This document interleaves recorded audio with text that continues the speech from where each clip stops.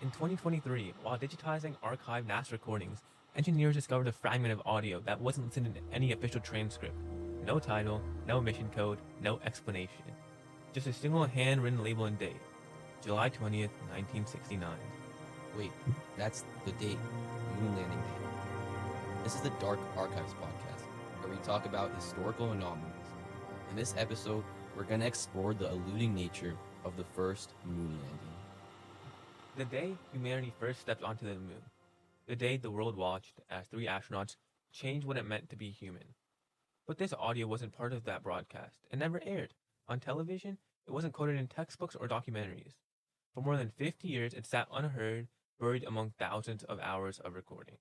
So is this something people were never supposed to hear? What you're about to hear isn't about where Apollo 11 even landed or how far it traveled.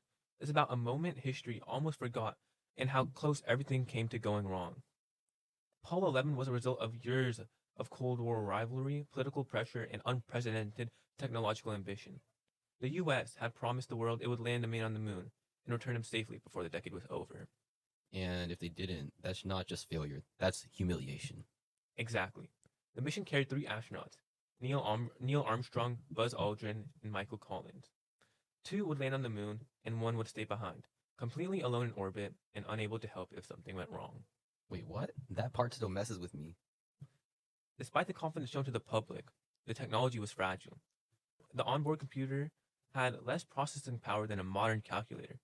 Navigation depended on the perfect timing and perfect communication, and machines that had never been tested this far from Earth.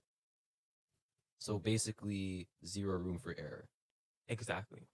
As the lunar module descended, alarms began sounding. The computer overloaded, fuel drained faster than expected, and mission control watched the numbers drop in real time. How close were they to calling it off? Less than 30 seconds. With fuel almost gone, Neil Armstrong took manual control and guided the module to the surface. When he said the Eagle has landed, the world celebrated. But most people never realized how narrow the victory really was. The recovered audio begins minutes after touchdown.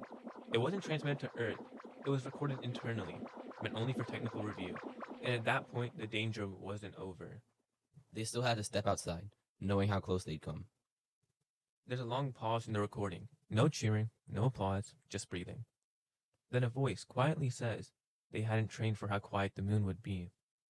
That's unsettling. That moment never made it into any official transcript. It wasn't dramatic enough, but it captured something raw. The weight of realizing how far from Earth they truly were. For the first time, humans weren't just visitors to space. They were standing somewhere that had never known human presence. And if something failed out there, no one would even hear it. Exactly. History focuses on Armstrong's famous first words.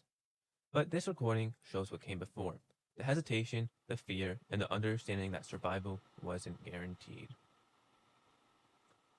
According to internal notes, the recording stopped shortly after that moment, and it was never referenced again. Maybe it didn't fit the story people wanted.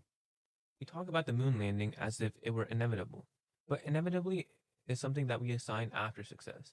In the moment, there was only uncertainty. Just people making choices without knowing how it would end. That's a little irresponsible. Exactly. The law's transition reminds us that progress depends on courage and vulnerability, on moving forward while fully aware of the possibility of failure. That's what makes it real. That recording was never meant to inspire anyone, but hearing it now, it reminds us that even history's greatest achievements were made by people who were unsure and moved forward anyway. Sometimes the biggest moments aren't the one we celebrate. Join us on our next podcast episode where we'll talk about the pyramids, aliens, or human ingenuity. Thanks for listening to The Dark Archives.